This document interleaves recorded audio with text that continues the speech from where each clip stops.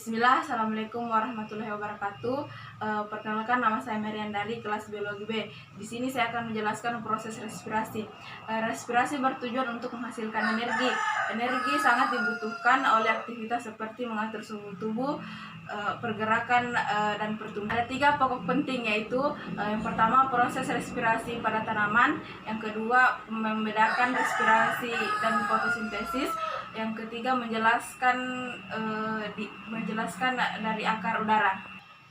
Yang pertama proses respirasi yang terjadi pada tanaman.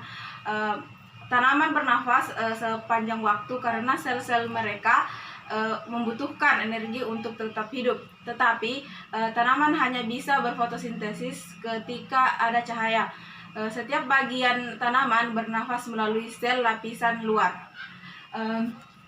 Akar bernafas melalui rambut akar, batang bernafas melalui epidermis, daun memiliki pori-pori kecil yang disebut stomata untuk bernafas. Yang pertama yaitu daun. Pertukaran oksigen dan karbon oksida di dalam karbon dioksida di daun serta hilangnya air dalam respirasi terjadi melalui pori-pori yang disebut stomata. Biasanya stomata terbuka ketika cahaya daun menyinari daun di pagi hari dan tertutup pada malam hari. Setiap sel penjaga tebal dan elastis. Ketika turgor mengembang, dinding luar stroma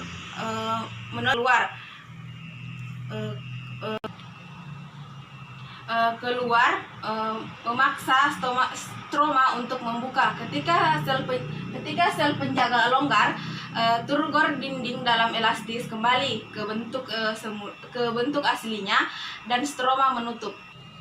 Yang kedua yaitu batang kayu. Batang kayu ditutupi oleh suberin, suatu bahan tahan air vaksin, sehingga gabus tahan terhadap O2 dan CO2.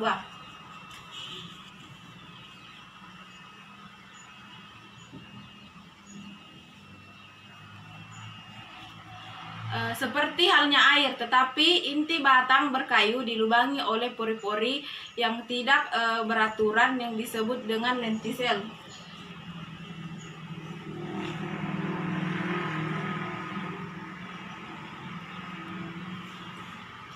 Lentisel memungkinkan oksigen untuk mencapai ruang antar sel pada jaringan dalam dan CO2 untuk dilepaskan ke atmosfer.